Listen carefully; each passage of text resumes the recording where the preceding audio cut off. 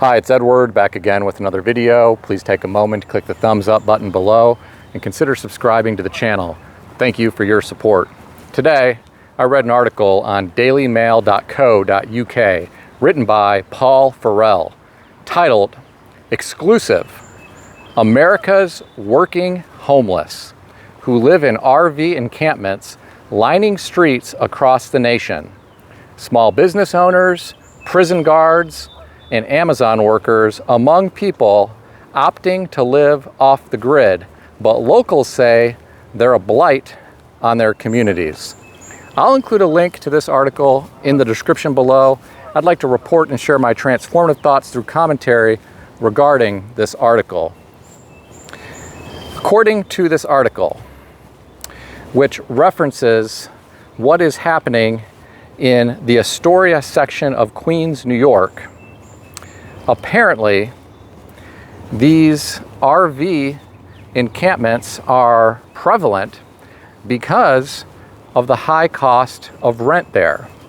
This article indicates that in New York, the median cost for a one-bedroom apartment is $3,410 a month. Think about that for a moment. $3,410 a month for a one bedroom in New York. So from my perspective, it makes perfect sense that the only option for what this article calls America's working homeless are to live in RVs. And I personally don't like that terminology. The phrase working homeless is derogatory from my perspective. Many of these people are working very hard. I know people who have worked as prison guards. I know people who have worked at an Amazon warehouse, and that is very difficult work. Many of these people are not only trading hours of their life for money, because that's what you theoretically do when you work a job. You trade hours of your life for money, but many are also putting their body in harm's way. If you work as a prison guard, bad things could happen. You could be injured or killed.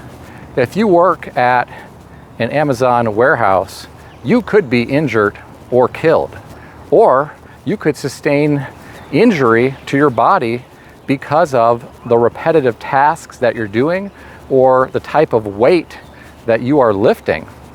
Sometimes you could be left with long-term problems due to the type of work that you are doing regularly.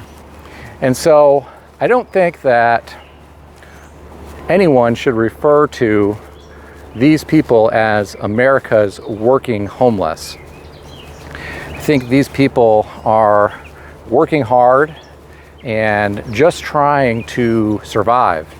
And for some, living in an RV, unfortunately, may be the only option given the high rent prices that we have seen in recent years and the fact that home ownership is out of reach for so many. And if people right now are living paycheck to paycheck because the cost of living in their area is so high, many of these people stand little chance of saving for a new home. I've talked about this on the channel before, but there are loan products out there that require no money down, like a USDA mortgage or a VA mortgage, but you still have to have money for an appraisal, money for a home inspection, assuming you choose to get a home inspection. Some people have been waiving those in recent years, which I personally think is a bad idea. You also have to have money for moving costs.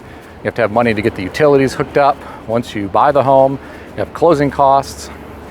And for some who right now are working tremendously hard at difficult jobs and living paycheck to paycheck, they're unable to save this money up. And so home ownership is not within reach right now.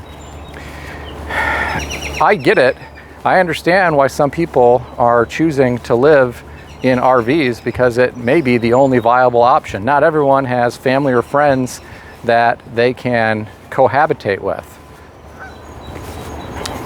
I know a gentleman who purchased a used camper for $8,000 and lived in it for several years because of the high cost of living in his area. And it got quite cold in the wintertime, and he even had the plumbing freeze up at one point, and he had to deal with that. He was fortunate enough to find an individual who had a great deal of farmland and allowed him to put the camper on that farmland, and he paid very little rent to do so.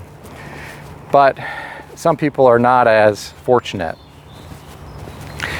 I got really curious recently, and I decided to go on a quest to find some of the cheapest apartment rentals that I could find in my area.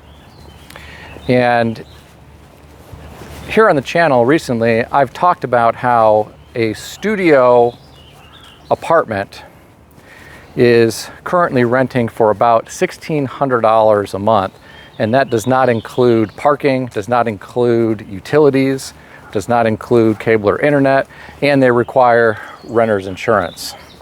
And that is in a new complex in a desirable area.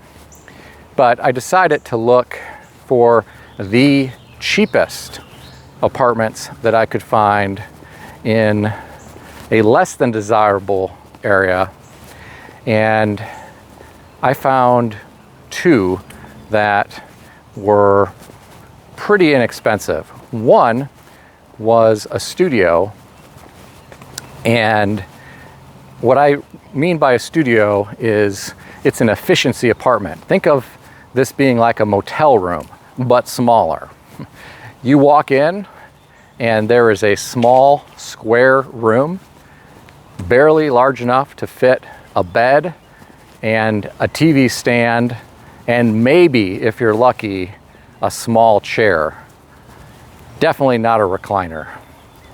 Then there was a bank of cabinets with a refrigerator, which was half the size of a normal refrigerator, a very small little sink, and one of those half-size stoves with really old, dingy gas burners. The cabinets had finish at one point, probably many decades ago, all worn off from use over the years, so it was very rough feeling wood. The carpet was a brown shag carpet, very dingy. The bathroom was very tiny, no exhaust fan. I can imagine it would get steamed up pretty quickly.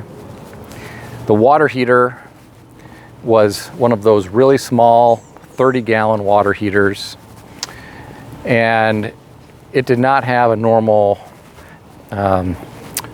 forced air HVAC system. It had a P-TEC system like motels have beneath the windows by the front door. And that apartment was renting for $650 a month. They were running a special. Then I looked at a one-bedroom. They were also running a special. And the one-bedroom was renting for $850 a month.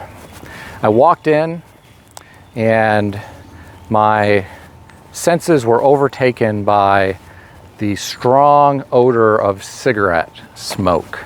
So whoever had lived there must have been a very intense smoker, because I could barely stand it. The carpet was a pile carpet, but heavily matted down, ugly brown, lots of stains. You could see right where someone had their couch because there was a long line of dinginess where they had their feet regularly. The tile in the kitchen and the bathrooms, or bathroom, excuse me, there was only one. It was that vinyl composition tile, and it was cracked. Some of it was loose and sliding around. The kitchen had a rusty refrigerator, no dishwasher, no garbage disposal. It did have a full-size refrigerator, but it was rusty and pretty disgusting. A lot of the plastic shelves inside were broken. The cabinets, the doors were sagging on the hinges. There was a fake drawer right underneath the sink that was loose. Looked like that panel was about ready to fall off. The front door, all dented and scarred up. The windows, I doubt opened. They were original and in terrible shape. There were screens, some of them had holes in them. The apartment was pretty atrocious, and those were the two cheapest apartments that I could find in my area. And those were rent specials that they were running. Ordinarily, those were more expensive. And I understand why some people are choosing to live in RVs, because the rental market is pretty dismal right now. And I would hate to throw away $850 a month to live in a one-bedroom apartment with nasty old carpet that smelled like cigarette smoke, with rusty appliances, in a less than desirable area. It would be pretty depressing for me to do that. And unfortunately, some have no other options. I feel like homeownership right now is out of reach for so many, especially now that we have these higher interest rates.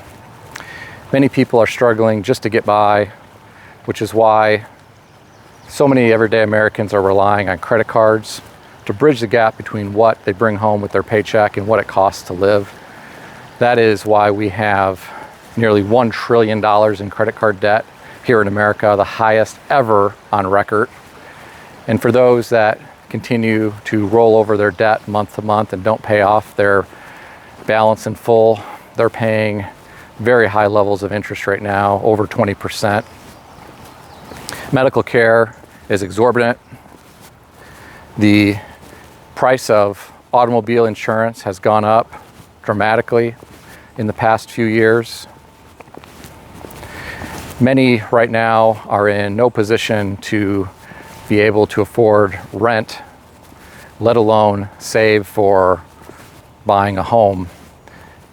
Some who are fortunate enough to have generous friends and family members or parents who are still living may be able to rent a room or rooms from these individuals, but not everyone is that fortunate. Some people are renting RVs, and they are not even able to buy their own RV.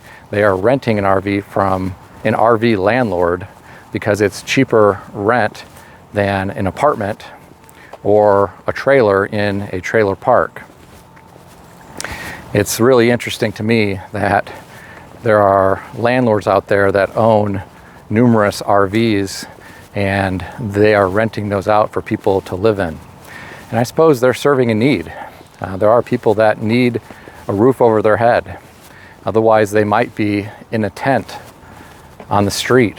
And there are many cities around the United States of America right now where there are people living in tents, in vacant lots or on sidewalks. These tent cities have popped up across the nation.